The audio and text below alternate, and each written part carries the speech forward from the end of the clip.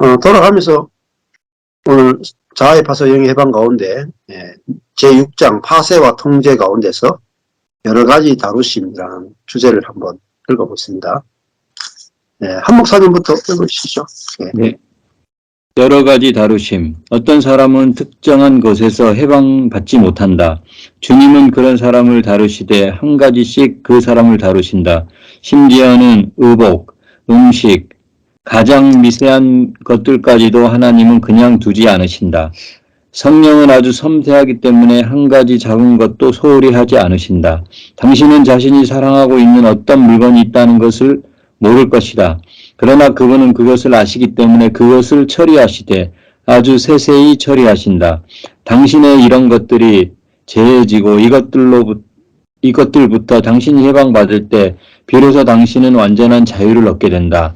많은 사람들에게서 성령은 그들이 버리기를 아까워하는 것들을 한 가지 처리하신다. 이런 다루심 안에서 우리는 성령께서 얼마나 세밀하신지를 볼 수 있다. 우리가 기억하지 못하는 일들을 주님은 기억하시고 잊어버리지 않으신다. 하나님의 역사는 완전하다. 완전한 데 이르지 않고서는 결코 하나님은 그분의 역사를 멈추지 않으신다. 완전한 데 이르지 않고서는 하나님은 만족하지 않으신다. 때때로 하나님은 사람들을 사용하여 당신을 다루신다. 당신에게 화를 내고 당신을 시기하는 사람을 안배하시거나 당신이 경시하는 사람을 안배하여 당신을 다루신다. 때로는 종종 당신이 사랑하는 사람을 안배하여 당신을 다루신다. 다루심을 받기 전에 당신은 자신이 얼마나 더럽고 얼마나 혼잡한지를 알지 못한다. 그러나 당신이 하나님의 다루심을 받을 때 비로소 당신의 혼잡됨이 얼마나 심각한지를 보게 될 것이다. 전에 당신은 자신을 주님께 완전히 드린 사람으로 생각했을지 모르나 성령의 통제를 받고서 당신은 많은 밖의 일들이 당신에게 얼마나 영향을 주는지를 알게 된다. 예, 우리가 자아의 파쇄 이런 이제 말이나 단어를 들으면은 그럼 자아가 파쇄되면 생명이 나오는구나 이렇게 이제 아주 단순하게 처음에 생각을 해요. 근데 자아가 무엇입니까? 이렇게 물으면은 대답하는 게 되게 어려워요.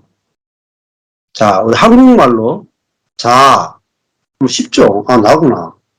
끝. 근데 자아가 뭐죠? 그 납니다. 그 내가 뭐죠? 나는 뭐로 구성되어 있습니까? 자아의 특징이 뭡니까? 자아의 본성이 뭡니까? 자아가 파쇄된다 할 때 그게 의미가 뭡니까? 이렇게 묻기 시작하면 대답을 하는 사람이 없어요. 거의 희귀해요. 그러니까 우리가 이런 부분에서 아주 세밀하지 않고 두리뭉실하기 때문에 그 말은 무슨 말이냐면 내게서 자아가 나타나도 이게 자아인지 아닌지 전혀 구분이 안 된다는 거예요. 자, 내가 영으로 사는지 육으로 사는지 구분이 어려워요. 왜냐하면은 그럴 때 육과 영, 뜻은 알겠어요. 육은 육으로 사는 거, 영은 영으로 사는 거. 뜻은 아는데 영이 뭡니까? 막상 물으면 대답을 못해. 육이 뭡니까? 물으면 대답을 못해. 그것은 그 말은 내게 영이 무엇인지 육이 무엇인지 구체적 체험이 부족하다는 말이에요. 그러니까 그러면 대답을 못하는 거예요. 그래서 이제 여기 자아 파쇄도 있잖아요. 자아가 뭔지는 내 속에서 일어나는 생각이 자아구나. 내 생각이 자아구나. 내 감정이 자아구나. 내 의지가 자아구나. 내 뜻이 자아구나. 내 욕심이 자아구나. 내 정욕이 자아구나. 내가 높아지려고 하는 게 자아구나. 인간관계에서 내 뜻대로 끌고 가려고 하는 내 주도성이 자아구나. 그러니까 이렇게 자아라고 하는 것이 굉장히 다양하게 나타난단 말입니다. 근데 그 속에 이제 자아는 결국은 자기 중심성이 들어있는 거예요. 자기 중심성. 근데 이게 자기 중심성이라는 단어를 한번 들었다고 해서 자아에 대해서 다 아느냐? 다 알 수가 없어요. 그래서 우리 삶의 부분에서 내가 자기 중심적으로 생각하고 있는데 이게 자아로 안 느껴져요. 내가 내 자기 중심적으로 감정을 느끼는데 이게 자아라고는 전혀 매치가 안 돼요. 네. 예를 들면 내 자식을 사랑한단 말입니다. 그렇죠? 내 자식을 사랑해. 근데 그게 자아라 하면, 아, 그게 어떻게 자아입니까? 내가 막 자식을 막 걱정해. 그게 자아예요. 자식 걱정이 자아라. 근데 그걸 자아라고는 도저히 내가 안 받아들이지죠. 근데 자아의 파세 그러면 그거는 받아들이는데 실제 내 삶의 문제에 있어가지고 그게 자아입니다 했을 때 그걸 받아들이는 거는 이 과정이 없이는 안 받아들이신단 말이에요. 자, 그래서 하나님은 사람이나 여기 보면은 사람을 사용하여 당신을 다루시고 특히 사랑하는 사람을 안비하여 당신을 다루신다. 그러니까 내가 나를 경시하는 사람을 만나거나 내가 사랑하는 가족이나 누군가가 어떤 어려운 일을 닥칠 때 다루심을 받기 전에 당신은 자신이 얼마나 더럽고 얼마나 혼잡한지 모른다라는 말은 다rum을 받기 전에는 내가 얼마나 자기중심적이고 거기에 매여 있는지를 모른단 말이에요. 그러니까 자녀 문제가 생겼다. 아내의 문제가 생겼다. 재정의 문제가 생겼다. 교회의 문제가 생겼다. 그럴 때 내가 내 뜻대로 하고 싶은 욕심이나 그런 것이 얼마나 강한지를 보게 되는 거예요. 아, 그게 자아라고 하는 아주 딱딱한 심지가 들어있다는 걸 알게 되는 거예요. 자, 그래서 나는 굉장히 주님을 사랑한다고 생각했는데, 나 정말 주님을 사랑해 하는데, 자식이 욥처럼 자녀가 딱 죽으면은, 아, 그 속에 하나님보다 내 자녀를 더 사랑했구나가 딱 드러난단 말입니다. 그와 마찬가지. 평소에는 우리 속에 자아가 뭔지가 잘 안 보이죠. 근데 어떤 일을 겪을 때 그게 확 다 드러나는 거잖아요. 자, 그리고 여기 끝에 보면은 이렇게 나오죠. 당신은 많은 밖의 일들이 당신에게 얼마나 영향을 주는지를 알게 된다. 제일 마지막에 그런 말이 있죠. 자, 밖의 일들이 내게 영향을 주는 것은 많은 영향을 주는 것은 내 자아로 살기 때문에 자아는 밖의 환경에 즉각 반응이 돼요. 근데 자, 이 자아가 밖의 환경에 대해서 무력함을 알게 될 때 오히려 자아가 멈춰요. 네, 무력하니까. 자아 밖의 환경에 대해서 나는 능력이 없고 지혜가 없습니다 해서 오히려 자아가 딱 멈추고 내 안에 성령께서 나를 통치하기 쉽단 말입니다. 자, 그래서 그래서 우리 자아는 또 자기 중심이란 말은 다르면 자기 사랑이에요. 자기를 사랑해요. 자아는 자기를 너무 사랑해요. 근데 하나님하고 이웃은 안 사랑하는데 자기만 너무 사랑해. 자기를 사랑하는 결과로 우리는 뭘 갖게 되냐면 두려움이 와요. 자기를 너무너무 사랑하는데 내가 병들까봐. 그죠? 내가 나를 너무너무 사랑하는데 교통사고 날까봐. 내가 나를 너무너무 살고 싶은데 비행기에서 떨어질까봐. 내가 나를 너무너무 사랑하는데 자녀가 죽어서 그 고통을 내가 견디지 못할까봐. 자녀에 대한 걱정도 사실은 그 속에 깊이 들어가면요. 자기 사랑이에요. 남의 애가 죽어도 내가 별로 걱정 안 하잖아요. 내 애가 죽으면 그게 절망한단 말이에요.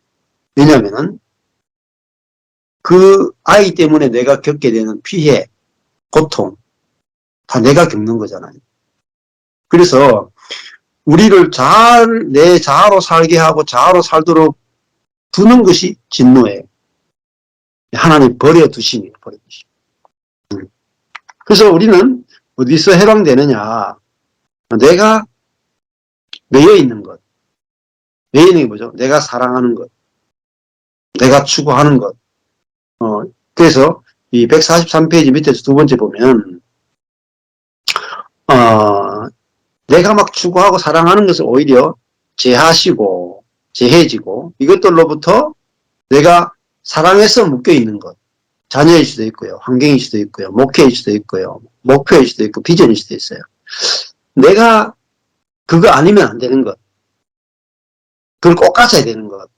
그게 내가 묶여 있는 것이에요. 그래서 이것들로부터 당신이 해방될 때 나는 이거 없어도 되고 주님 한 분이면 됩니다. 이게 해방이에요. 비로소 당신은 완전한 자유를 얻게 된다. 완전한 자유라고 해서 자아가 누리는 자유가 아니에요. 네. 완전한 자아, 사람이 어떻게 완전해집니까? 아니, 자아의 상태에서 누린다는 뜻이 아니에요. 네. 자아가 거짓이라는 것들이 보여진 자리에서는 성령으로 말미암아 우리가 이래도 되고 저래도 되는 자유가 우리에게 주어진단 말이에요. 뭐 살아도 되고 죽어도 되고 가난해져도 되고 부해져도 되고 이게 바울이 가졌던 자유죠. 자유. 그것도 하나님 우리에게 주시는 자유죠. 환경으로부터의 자유, 관계로부터의 자유, 내 자신으로부터의 자유. 예. 이렇게 이제 이것이 가능해진다는 것이죠. 자, 그 다음에 또 읽어 나가시죠.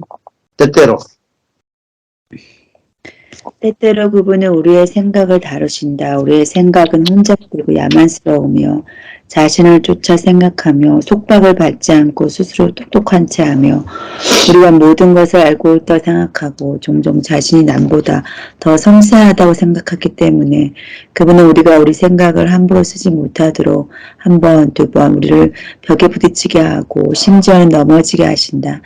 만일 우리가 큰 은혜를 입었다면 불을 무서워하는 것 같이 우리 자신의 생각을 두려워할 것이다.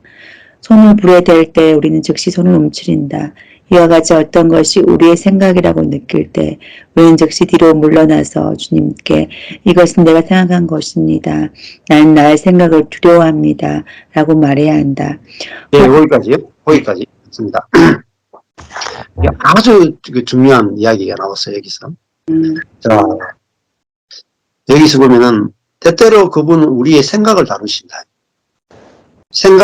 우리는요, 자아는 자기의 생각을 신뢰하고 살아가요. 자기 생각에서 옳다, 그르다를 판단하고 좋다, 싫다를 다 판단하죠. 이게 뭐냐면 자기 신뢰예요. 자기 신뢰. 자기 신뢰가 바로 육이거든요. 근데 우리가 자기 생각대로 요렇게 하면 될 거다. 여기 자기 지혜잖아요. 자기 지혜. 요렇게 목회하면 되고, 요렇게 인생을 살면 되고, 요런 여자하고 결혼하면 되고, 자식도 요렇게 키우면 된다. 근데 하나님은 그거를 깨세요. 우리의 생각대로 안 되게 하세요. 그래서 한 번, 두 번 벽에 부딪히게 하는 거예요. 내 생각이 틀렸다는 걸 가르쳐주기 위해서 부딪힌다. 그것이 뭐냐면은 불의 대인 경험입니다. 아주 중요한 거예요.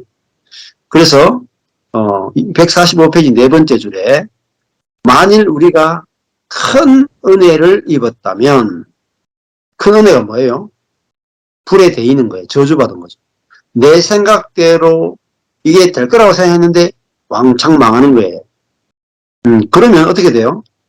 자, 이제 내 생각이 옳다고 해서 했는데 왕창 망하면 그 다음에 사람이 어떻게 되는 줄 아세요? 자기 생각을 신뢰하지 않게 돼요. 그것이 영으로 사는 거예요. 그래서 이거를 불을 무서워하는 것 같이 우리 자신의 생각을 두려워할 것이다. 자, 사람이 제일 두려워하지 않는 게 뭔지 아세요? 자기의 생각. 자기의 생각을 두려워하는 사람 없어요. 다 자기의 생각을 너무너무 좋아하고 자기의 생각을 너무너무 신뢰해요. 그런데 자기 생각이 옳다 하고 했는데 자기 생각이 틀려가지고 망하면 그게 뭐죠? 큰 은혜를 입었다 그래요. 그 사람은 그때부터는 불을 무서워하듯이 자신의 생각을 두려워한단 말이에요. 왜냐면 자기 생각대로 했더니 망했단 말이에요. 그 사람은 이제는 어떻게 되냐? 자기 생각대로 안 해요. 자기 생각을 신뢰 안 해. 이게 엄청 중요한 거예요. 불에 대인 경험. 어떻게 해요? 자기 생각을 버릴 수 있어요. 불에 대고. 자기 생각이 왕창 망해본 사람은 자기 생각을 버릴 수 있어요. 이걸 지혜라고 그래요. 어떻게 해요? 자기 생각을 내려놓고 주님이 이끄시는 대로 가게 돼요. 그래서 손을 불에 댈 때 우리는 즉시 손을 움츠린다. 이와 같이 어떤 것이 나의 생각이라고 아, 이게 내 생각이니? 내가 내 생각대로 내가 실패했는데? 예를 들면 이런 거겠죠. 자녀가 있는데, 여자를 자기 여자친구를 데려왔는데, 너무 자기가 생각이 이 여자하고 살면 내가 평생을 해먹을 것 같아. 근데 부모님이 딱 보니까, 지금 1년 살다가 이혼할 것 같거든. 반대를 해요. 반대하는데, 자식 이기는 부모 없다고, 부모가 져요. 그럼 이제 자녀가, 이제 아들이 결혼하는 거죠. 그 여자하고. 결혼했는데 1년 되니까, 진짜 아니야 다를까. 이 여자하고 도저히 못 살겠는 거야. 네? 그래가지고, 보니까, 완전히 그냥 인생이 망해버렸어. 그러고 나면 이 남자는, 어떻게 되겠어요? 부모님 앞에 가서, 자기 생각이 옳다고 주장을 못해. 자기 판단이 옳다고 주장을 못해. 그럼 어떻게 하겠어요? 부모님, 제가 이 여자하고 이제 이혼이 됐는데, 다른 여자를 이제 데려올 때 뭐라 그러겠어요? 부모님, 내가 내 생각대로 했는데 이게 내 생각이 안 옳더라고요. 연륜이 좀 많으신 부모님이 이제 좀 판단해 주세요. 나는 내 눈을 이제 못 믿겠습니다. 그래서 내 눈을 뽑아버리고 싶다. 내 생각을 뽑아버리고, 어떤 사람은, 야, 내 손 잘라버리고 싶다, 내 손. 그런 사람이 있단 말이에요. 근데 이게 하나님의 은혜예요. 그러면 내 생각대로 했는데 인생이 망해본 사람은 이제 자기 생각대로 안 해요. 주님의 생각을 따라가요. 이게 너무너무 좋은 거라고요. 그래서 이것은 내가 생각한 것입니다. 나는 나의 생각을 두려워합니다. 이게 파세요. 내 생각을 신뢰하지 않게 되는 거예요. 이게 놀라운 은혜란 말이에요. 자, 그럼 두 번째 감정인데요. 그거 한번 읽어보시죠. 또 감정. 내가 읽어요.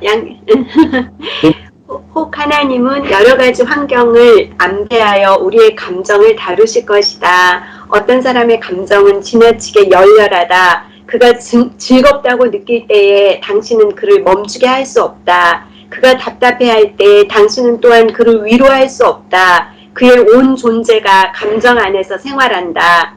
그가 답답함을 느낄 때 당신은 그를 찬송 부르게 하지 못하고 그가 즐거움을 느낄 때 그를 진중하게 하지 못한다. 즐거움은 그를 경솔함으로 이끌고 답답함은 그를 게으름으로 이끈다. 그는 완전히 감정의 지배를 받는다. 감정 안에 살 때 그는 감정을 옳은 것으로 생각한다. 그러므로 하나님은 각종 환경을 일으켜서 그의 감정을 다루신다. 이로써 그가 근심하고 싶어도 근심하지 못하게 하고 즐거워하고 싶어도 즐거워하지 못하게 한다. 그는 자신의 감정으로 살 수 없고 오직 하나님의 은혜와 긍휼로 말미암아 살 수 있게 된다. 예, 감정도 그렇죠. 예. 우리가 영과 혼이 나누어지지 않은 사람은 감정의 고통을 받게 돼요. 감정의 지배를 받게 되고 감정에 끌려다녀요. 근데 감정에 막 끌려다녀 봐야 돼요. 감정 때문에 너무너무 고통스러워 봐야 돼. 우울증까지 와봐야 돼. 그럴 때 있잖아요. 어때요? 감정의 대여본 경험. 내가 감정을 신뢰할 수 없구나. 그렇죠. 감정이라 하는 게 별거 아니에요. 감정은요. 밖에 좋은 일이 생기면 기쁘고요. 나쁜 일이 생기면 슬퍼요. 이게 감정이구나. 응? 감정은 저절로 발생이 돼요. 그렇죠? 응. 환경이 저절로 발생이 되잖아요. 그러니까 뭐예요? 허상이라는 거예요. 감정이 내 안에 느껴진다고 해서 실상이 아니에요. 예를 들어가지고 내가 투자를 했는데 내가 갖고 있는 돈을 딸딸 끌어가지고 투자를 했어요.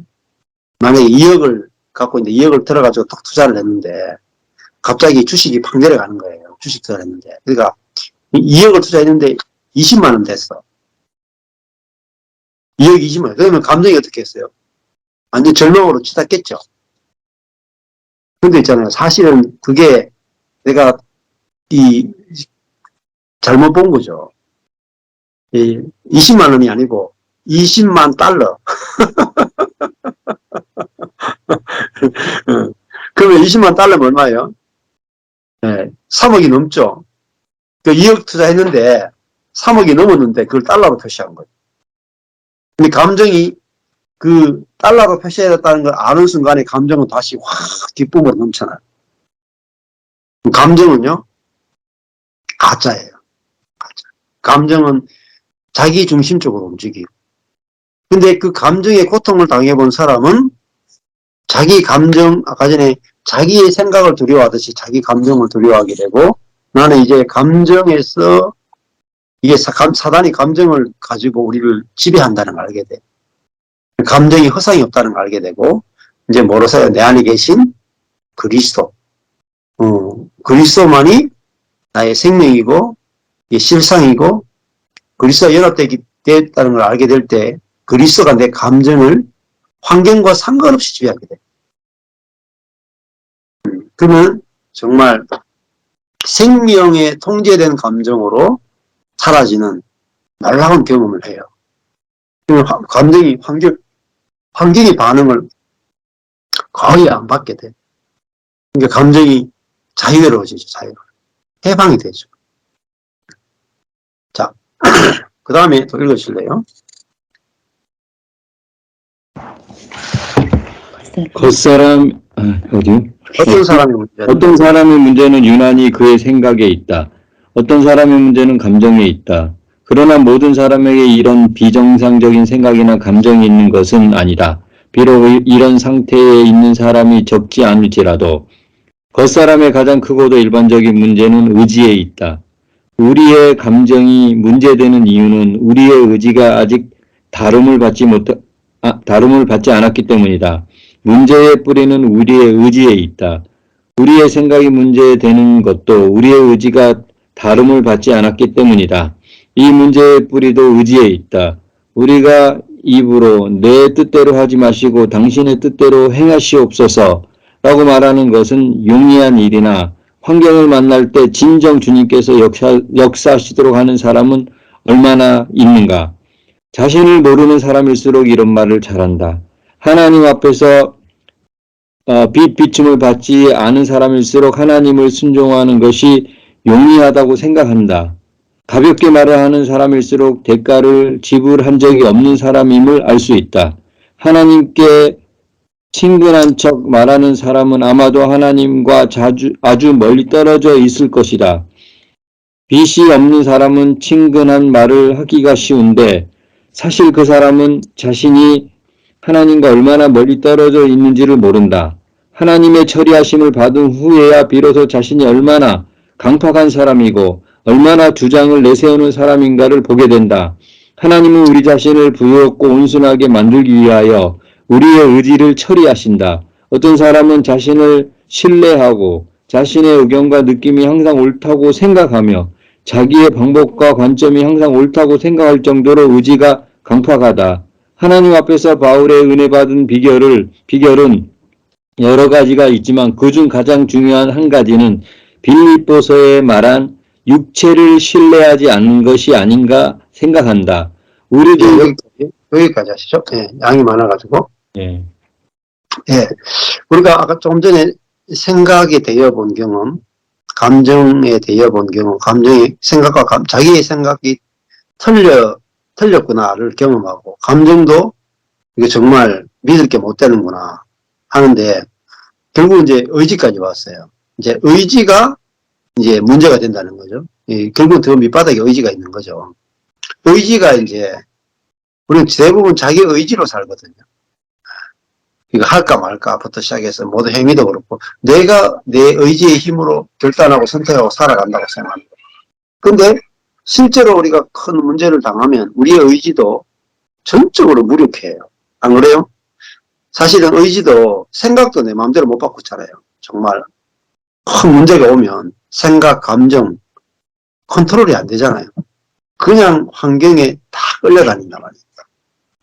예. 그래서 또 여기 보면은 어떤 사람은 자신 의지가 강하다, 강박하다는 뜻이 뭐냐면 자신을 신뢰하고 자기의 의견과 느낌이 옳다라고 늘 생각하고 자기의 방법도 옳고 자기의 관점도 옳다고 생각하는 정도로 이 의지가 강박하단 말이에요.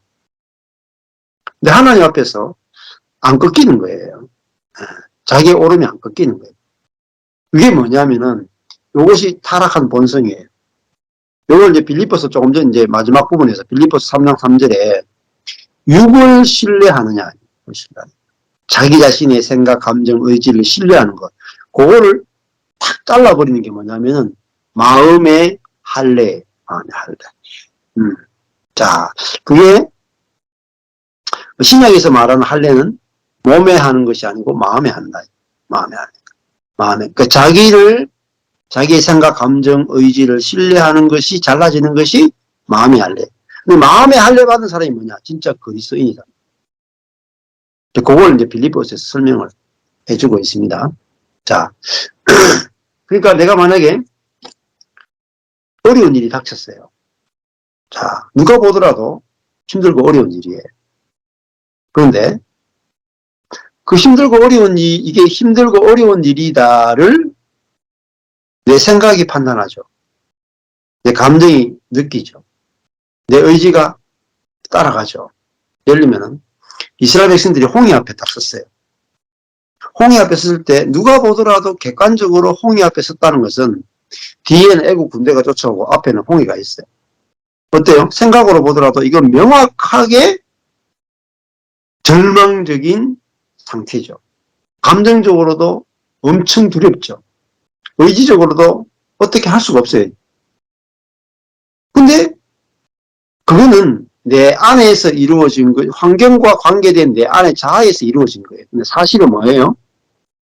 진정한 사실은, 팩트는 하나님이 그 전날 동풍을 준비해서 홍해를 미리 다 갈라놨단 말이에요.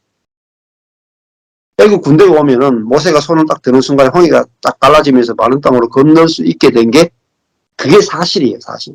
그런데 자아의 생각과 감정과 의지로 아무리 생각하고 느끼고 해도 하나님이 홍해 가를 거라고는 그 자아 안에는 그 생각이 없어요. 자기의 판단이 절대적으로 옳긴데, 자, 홍해 앞에 선 이스라엘은 자기의 판단이 절대적으로 옳아요. 그리고 정탐꾼들이 40일 동안 정탐하고 돌아왔을 때 이 땅은 절대로 정복이 불가능하다고 했던 10명의 정탐꾼도 생각, 감정, 의지로 보면 정확해요. 근데 문제는 그 안에 하나님이 들어있지 않다는 거예요. 이게 자아예요. 그 자아의 생각과 판단과 의지 안에는 하나님이 없어요. 그래서 뭐예요? 자아의 모든 생각과 감정과 의지로 타락한 거예요. 하나님 빼고 다 생각하는 거예요. 그래서 인간이 이 자아는 믿음이 없기 때문에 부패했다는 거예요. 그 자아 안에서는 절대로 하나님을 신뢰함이 없기 때문에 절대로 안식에 이를 수가 없어요. 그래서 이걸 빌립보서에서는 자아를 사르크스라고 불렀습니다. 그래서 이 자기의 생각, 그러니까 10명의 정탐꾼이잖아요. 10명의 인간꾼이 자기의 생각, 자기의 판단을 가지고 이야기했을 때 이스라엘이 영적 사망에 이르게 됐단 말이에요. 그들에게 필요했던 게 뭐냐면 자기의 생각, 자기의 판단을 미워할 수 있어야 되는데 이거 뭐 미워할 수가 없는 거예요. 밀어붙인단 말이에요. 자기가 옳다고 정탐꾼들이.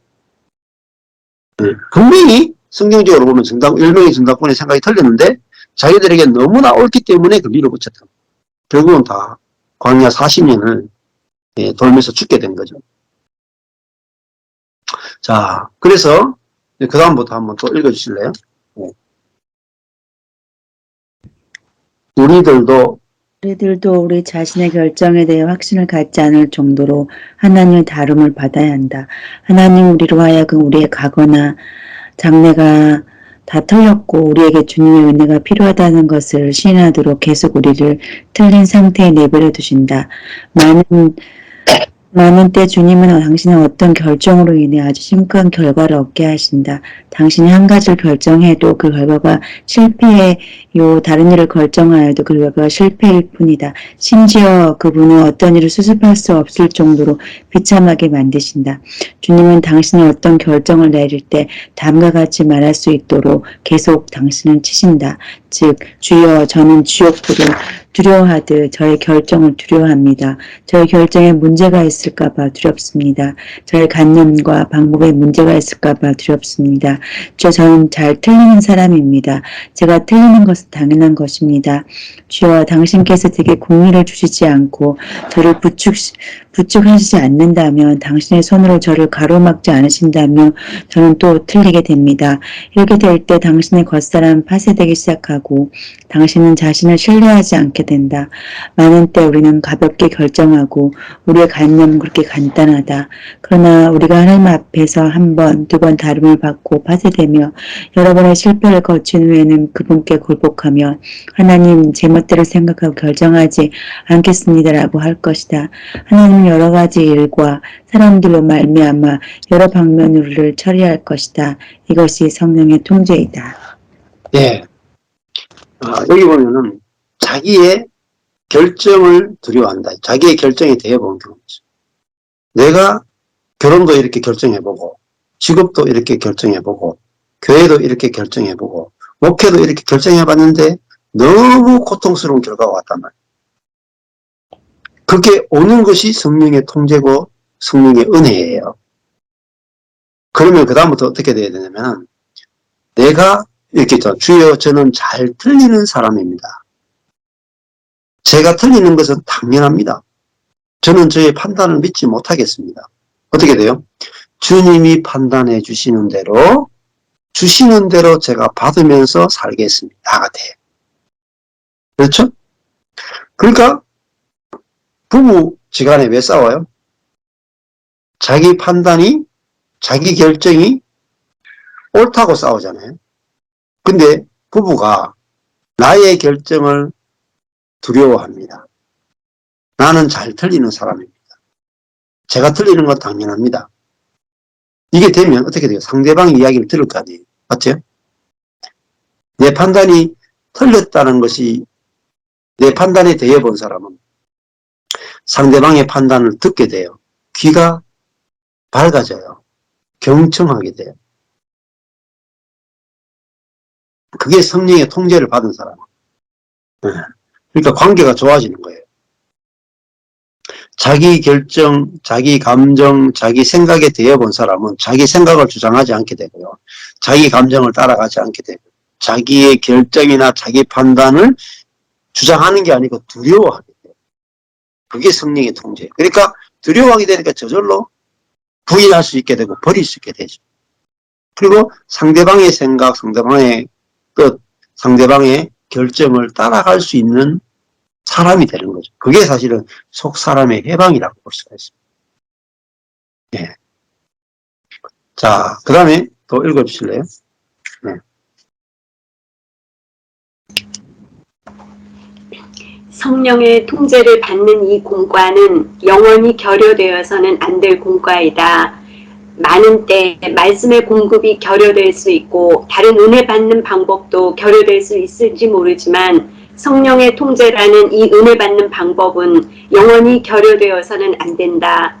때로 환경의 제한 때문에 우리가 말씀의 공급을 받지 못할 수도 있다. 그러나 성령의 통제는 환경의 제한을 받지 않고 도리어 환경으로 인하여 더욱 나타난다. 당신은 말씀을 들을 기회가 없다고 말할 수는 있을지 모르나 성령의 통제를 받을 기회가 없다고는 말할 수 없다. 당신은 말씀의 공급을 받을 기회가 없었다고 말할 수 있을지 모르지만 성령의 가르침을 받을 기회가 없었다고는 말할 수 없다. 왜냐하면 성령은 매일 우리를 위하여 환경을 안배하시고 언제 어디서나 당신에게 배울 공과를 주시기 때문이다. 예, 여기 보면은 예, 은혜 받는 방법, 이제 첫 번째 말씀의 공급이 있고, 그 다음에 은혜 받는 방법이 있죠. 말씀의 공급이나 은혜 받는 기도나 뭐 집회나 이런 것일 수 있겠죠. 근데 이거는 없을 수가 있어요. 저도 있잖아요. 코로나 때도 그렇고 여러 가지 때에 말씀의 공급이 없거나 다른 기도나 뭐 집회 이런 게 없었어요. 근데 예, 공급이 끊이지 않았어요. 왜냐하면은 성령의 통제라는 이 은혜 받는 방법은 영원히 결여될 수 없습니다. 왜냐? 내가 있는 환경에 대해서, 내게 주어진 환경에 대해서 내 생각으로 판단하지 않게 되거든요. 내 생각이 되어본 사람은. 자기 감정이 되어본 사람은 자기 감정으로 느끼는 것을 인정하지 않게 돼요. 그리고 지금 내가 이런 상태에 있는 것이 우리는 어떨 때 안정감을 느끼냐면 내가 결정한 대로 되어질 때 안정감을 느끼거든요. 그렇잖아요. 내 뜻대로 될 때 안정감을 느끼잖아요. 근데 내 뜻대로 되는 것 같았는데 그게 망해본 사람은 내 뜻대로 안 될 때 안정감을 느껴요. 신기하죠? 이게 항상 은혜 받는 방법이에요.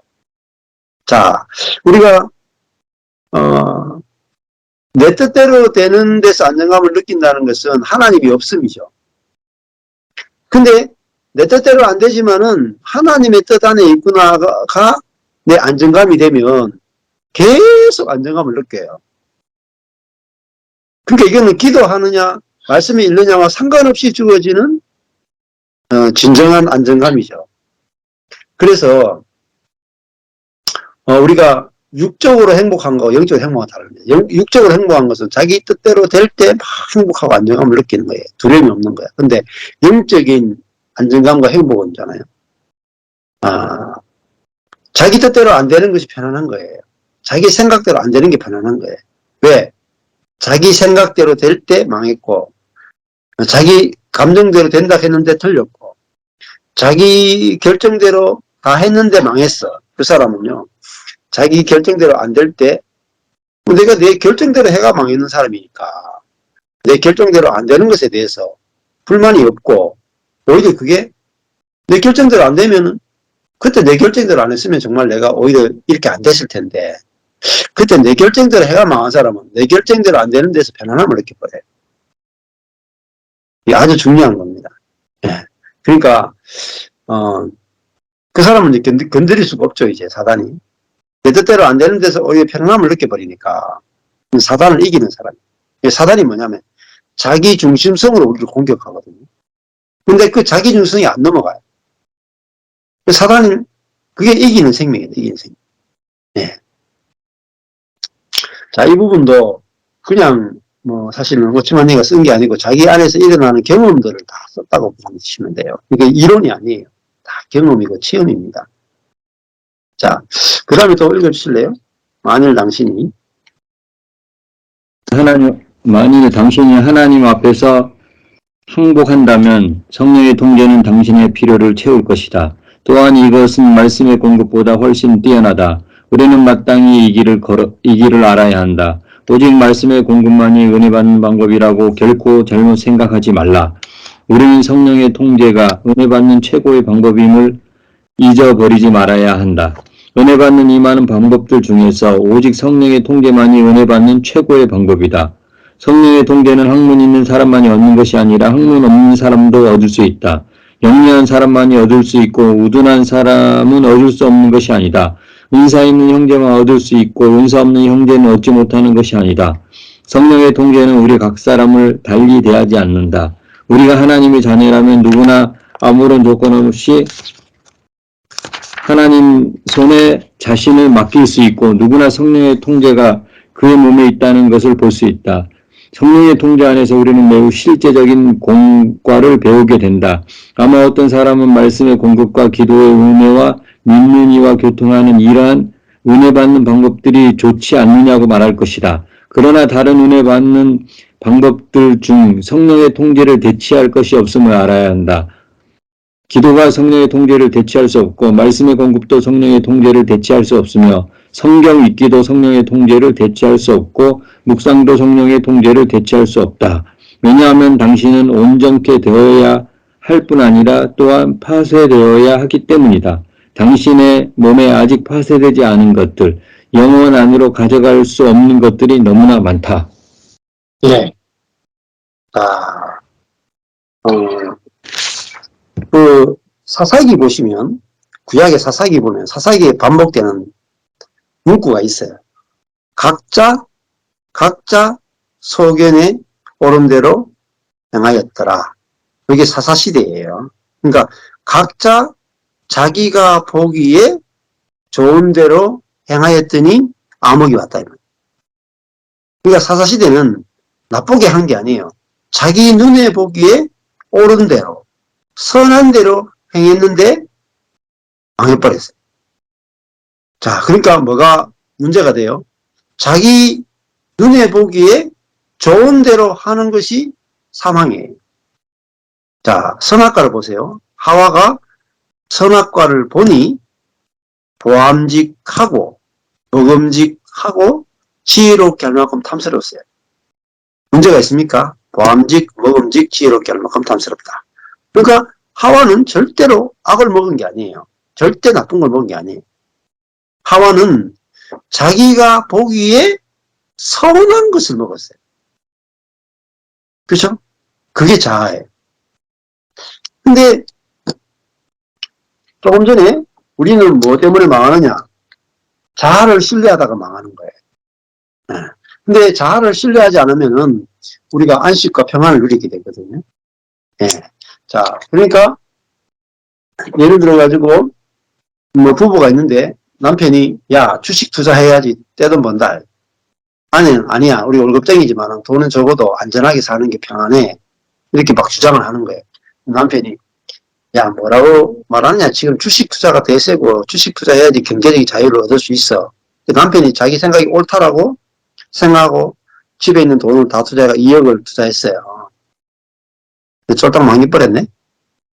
자 그러면은 이 남자는 어떻게 되느냐 그 자기의 생각이나 자기의 판단을 신뢰하지 않게 되고 자기의 생각이나 자기의 판단을 미워할 수 있고 그걸 버릴 수 있어요. 자 그러면 이게 파세예요.